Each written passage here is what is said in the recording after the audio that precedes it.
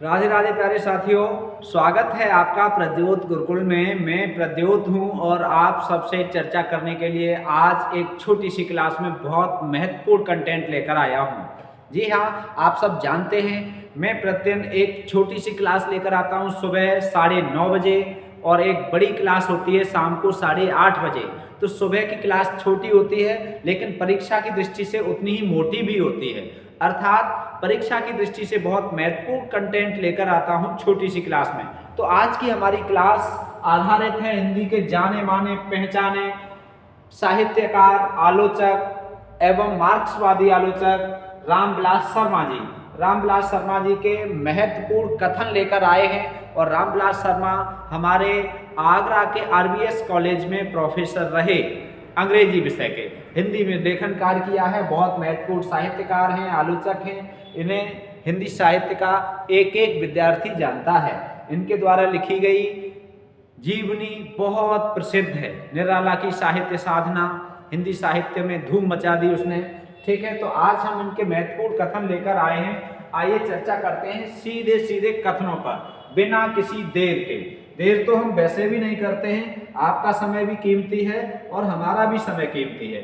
चलिए तो बिना किसी देर के बात करते हैं पहले कथन पर। साहित्य जनता की बाणी है और उसके जाति चरित्र का दर्पण है। ये साहित्य की परिभाषा दी है, ये परिभाषा बहुत महत्वपूर्ण है और आप इस शब्द से रामविलास शर्मा जी की पहचान अधिकांश कथनों में कर सकते हैं। ठीक है, जाति शब्द का इन्होंने बहुत अधिक उपयोग किया है। तो साहित्य जनता की वाणी है। क्या है? साहित्य जनता की वाणी है और उसके जाति चरित्र का दर्पण है। दर्पण का मतलब शीशा, आरसी। ठीक है, तो जाति चरित्र का दर्पण भी है। जो जाति चरित्र होता है वो प्रतिबिंबित होता है साहित्य में, वो दिखाई देता है साहित्य में, ऐसा इन्होंने कहा है रामविलास शर्मा जी ने। तो ये कथन आप याद करेंगे, याद रखेंगे। साहित्य जनता की वाणी है और उसके जाति चरित्र का दर्पण है। ठीक है, क्या है? जनता की वाणी और जाति चरित्र का दर्पण, बहुत महत्वपूर्ण। अगला है निराला सौंदर्य और उल्लास के कवि हैं। दो बातें आई यहाँ, निराला सौंदर्य और उल्लास के कवि हैं, दुख और मृत्यु के भी, दुख और मृत्यु के भी। ठीक है, एक ही कथन में चार बातें आ गई। निराला सौंदर्य और उल्लास के कवि हैं, दुख के भी और मृत्यु के भी। ठीक है, चार बातें आई हैं, इस बात को आप याद रखेंगे। निराला के संबंध में इन्होंने कहा है निराला सौंदर्य और उल्लास के कवि हैं, दुख और मृत्यु के भी। आज निराला को जो महत्व मिला है, आज निराला की जो वैल्यू है, आज निराला जी को हम लोग पढ़ रहे हैं और अच्छे साहित्यकार के रूप में देख रहे हैं, उन्हें ये स्थान दिलाने का महत्वपूर्ण कार्य इन्होंने ही किया है। अन्यथा निराला जी को जैसे जीवन में, अपने जीवन में उपेक्षित रहना पड़ा, वैसे ही साहित्य में भी उनकी बहुत बड़ी उपेक्षा हुई और इन्होंने उनका स्थान, जो वास्तविक स्थान था, वो दिलाने का महत्वपूर्ण कार्य किया है रामविलास शर्मा जी ने। ठीक है, तो निराला जी के बारे में ये कथन मोस्ट इम्पॉर्टेंट कथन है। इस कथन को आप याद रखेंगे कि निराला सौंदर्य और उल्लास के कवि हैं। पूछा जाए निराला को सौंदर्य का कवि किसने कहा? रामविलास शर्मा ने। निराला सौंदर्य के कवि कौन है? निराला। उल्लास और सौंदर्य का कवि किसने कहा निराला को? रामविलास शर्मा ने। सौंदर्य और उल्लास का कवि रामविलास शर्मा ने किसे कहा? तो निराला को। दुख और मृत्यु के कवि किसे बताया है? तो निराला जी को। दुख और मृत्यु का कवि निराला को किसने बताया है? तो रामविलास शर्मा। इस तरह से आप इन 4-5 प्रश्न यहाँ से बन सकते हैं, आप याद रखेंगे। अगला है, बहुत आया है परीक्षाओं में, मोस्ट इंपॉर्टेंट, क्या? छायावाद स्थूल के प्रति सूक्ष्म का विद्रोह नहीं रहा। छायावाद स्थूल के प्रति सूक्ष्म का विद्रोह नहीं रहा, वरन थोथी नैतिकता, रूढ़िवाद और सामंती साम्राज्यवादी बंधनों के प्रति विद्रोह रहा। ठीक है, ये बहुत महत्वपूर्ण परिभाषा, परीक्षा की दृष्टि से बहुत महत्वपूर्ण। ठीक है, डॉक्टर नगेंद्र ने क्या कहा? डॉक्टर नगेंद्र ने कहा था छायावाद स्थूल के प्रति सूक्ष्म का विद्रोह है। ये परीक्षा में बहुत आता है डॉक्टर नगेंद्र का कथन।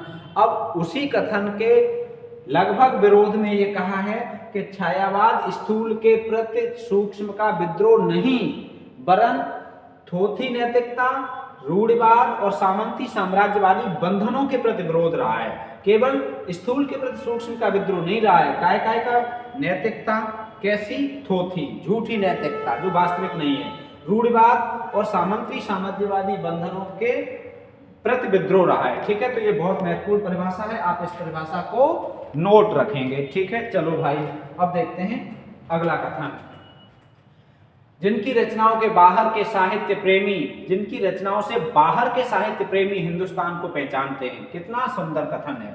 बाहर का मतलब हिंदुस्तान के बाहर के जो साहित्य के प्रेमी हैं वो हिंदुस्तान को पहचानते हैं जिनकी रचनाओं से। कौन है वो, क्या नाम है उनका? प्रेमचंद। क्या नाम है? प्रेमचंद। प्रेमचंद की आवाज भारत की अजेय जनता की आवाज है। अजेय जो अजेय है, जिसे जीता नहीं जा सकता। तो प्रेमचंद के संबंध में ये बहुत महत्वपूर्ण कथन है। किनका? रामविलास शर्मा जी का। जिनकी रचनाओं से बाहर के साहित्य प्रेमी, देश से बाहर के जो साहित्य प्रेमी हैं वो हिंदुस्तान को पहचानते हैं, अर्थात विश्व में हिंदुस्तान की पहचान कराने वाले साहित्यकार हैं प्रेमचंद जी। ऐसा किसने कहा है? रामविलास शर्मा जी ने। ठीक है, तो ये कथन बहुत महत्वपूर्ण है, प्रेमचंद के संबंध में है, आप तैयार रखेंगे। ये मुक्तिबोध के संबंध में कथन है। मुक्तिबोध का 2 बार लिख गया है, कोई बात नहीं। मुक्तिबोध का उनके मुक्तिबोध का काव्य, यहाँ ये होना चाहिए था, मुक्तिबोध का काव्य, ऐसे लिख लो। मुक्तिबोध का काव्य उनके आत्मसंघर्ष का काव्य है। मुक्तिबोध का काव्य क्या है? उनके आत्मसंघर्ष का काव्य है, तथा उनके काव्य में अस्तित्ववाद का लघुमानव भी है और रहस्यवाद का विराट पुरुष भी। अस्तित्ववाद का लघुमानव भी है और रहस्यवाद का विराट पुरुष भी। मतलब मुक्तिबोध के काव्य में अस्तित्ववाद का जो लघुमानव है उसकी भी प्रतिष्ठा हुई है, वो भी दिख रहा है। ठीक है, और क्या दिख रहा है? और दिख रहा है रहस्यवाद का विराट पुरुष। तो ये लघुमानव और विराट पुरुष दोनों दिख रहे हैं काय में? मुक्तिबोध के काव्य में। और क्या है? आत्मसंघर्ष का काव्य है। ठीक है, मुक्तिबोध का काव्य काय का है? आत्मसंघर्ष का काव्य है। ठीक है, ये हो गया। उस गद्य, अगला देखो इंपॉर्टेंट है, ये मुक्तिबोध के संबंध में है, ये प्रेमचंद के संबंध में है। अब अगला देखते हैं, चलो भाई अगला देखते हैं क्या है। उस गद्य में अक्सर शहरी नफासत की कमी है, जिसमें भदेसपन है, जिंदा दिली में उसका मुकाबला नहीं है, नींद से उठने वाली कई नई जाति का जयघोष उसमें सुनाई पड़ता है। ये कथन भारतेंदु के संबंध में है। किनके संबंध में है? ये कथन ये भी पूछे जा सकते हैं कि किसके संबंध में है, तो भारतेंदु के, या ऐसे पूछा जा सकता है भारतेंदु के संबंध में ये कथन किसने कहा, तो रामविलास शर्मा जी ने। ठीक है, उस गद्य में अक्सर शहरी नफासत की कमी है, उसमें भदेसपन है, जिंदा दिली में उसका मुकाबला नहीं है, नींद से उठने वाली कई नई जाति का जयघोष उसमें सुनाई पड़ता है। किनके गद्य में? भारतेंदु जी के में। ठीक है, तो ये भारतेंदु के संबंध में, ये मुक्तिबोध के संबंध में, और ये आपका प्रेमचंद के संबंध में। तीन हो गए। ठीक, और ये किनके संबंध में? छायावाद के संबंध में, ये निराला के संबंध में, और ये साहित्य के संबंध में। अर्थात ये 6 प्रमुख कथन जो परीक्षाओं में बार बार पूछे जाते हैं या जिनकी बार बार आने की संभावना है। तो ये हमने आपको बताए 6 महत्वपूर्ण कथन। आशा और विश्वास है कि ये कथन आप तैयार कर लेंगे और आपकी परीक्षा में जरूर उपयोगी साबित होंगे। ठीक है, आपका दिन मंगलमय हो, आपका भविष्य उज्जवल हो। प्रद्योत गुरुकुल से जुड़े रहिए। मिलते हैं फिर से। श्री राधे। जय हिंदी, जय भारत।